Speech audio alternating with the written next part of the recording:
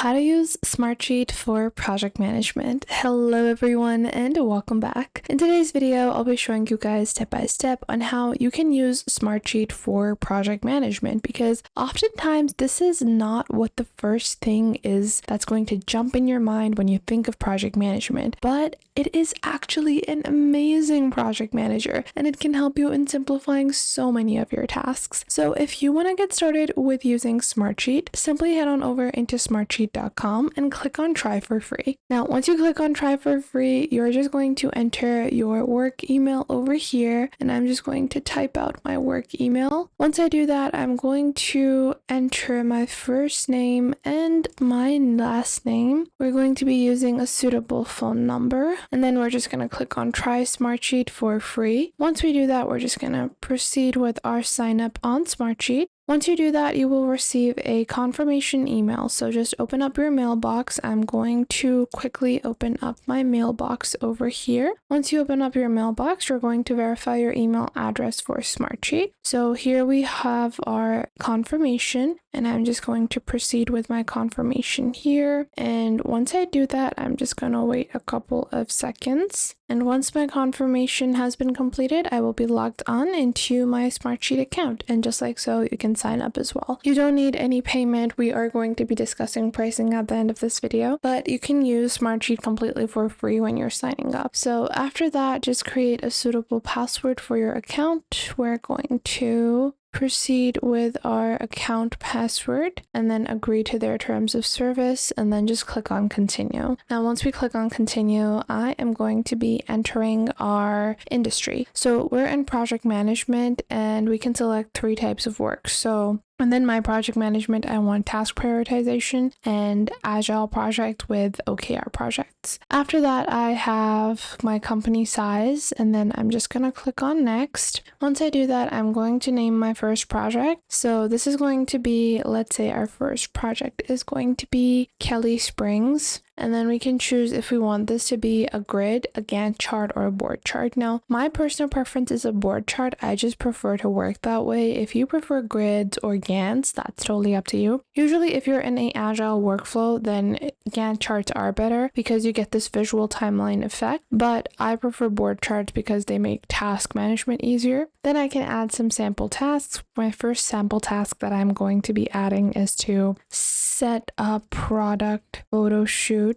backgrounds. And then the second task I'm going to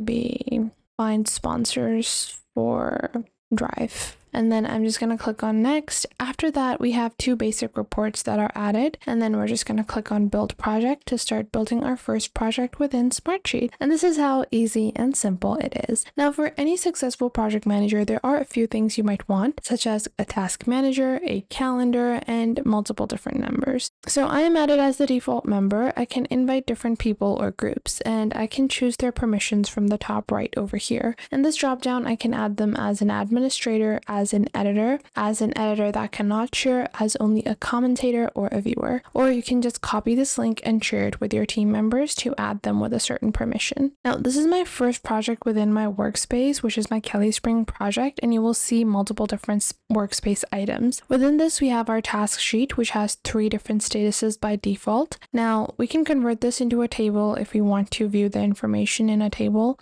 so on and so forth. You can easily convert this into a board, timeline, grid, Gantt, card, or calendar. This just depends on your personal preference and when you want to view it as what. Then another thing you will note is that they have 3 default statuses, but you can click on add lane to add your own. Let's say my workflow is not tasks in progress complete. My workflow has other items. So let's say I'm going to add approved, and then I'm going to move this before completed.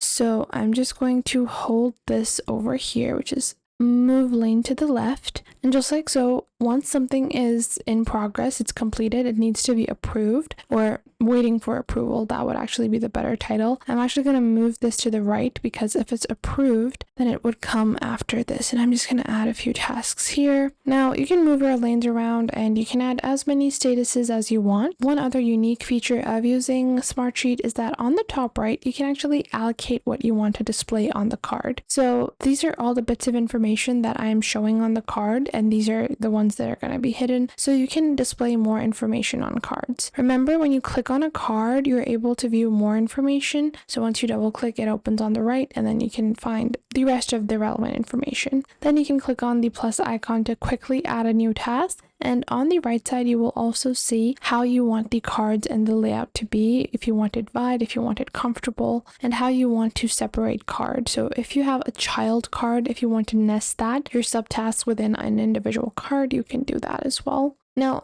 on the left, you will also see our basic default report that was created, which was our task summary report. And you will see it will automatically create a spreadsheet-esque report for you. You can go onto the top right to view other summaries that you want to include, as well as grouping and different columns. And then you can see overdue task report over here. And again, in the form of an Excel sheet, you have this report. Now, you can click on add to workspace to add more items as you go. So if I want a separate timeline view, I can click on timeline over here rather than having to convert my original task sheet, and then I can just proceed with setting this up as my timeline, project timeline, and I'm just going to name this timeline. And this is going to show me when I need to complete what tasks, when I should be expecting what to be, completed. So within this, you can click on show fields and show only the relevant fields that you're looking to track. I'm going to be tracking this based upon the statuses, let's say started, not started, or uncategorized. Or if I want, I can even do this on the end date. So based upon the end date of each individual task, I can categorize everything. And so on and so forth. You can add multiple different items, reports, as well as a dashboard. Now, the dashboards are really useful if you're trying to get a bird's eye view of everything. You can click on the dashboard over here and then title this. Let's say this is going to be my summary.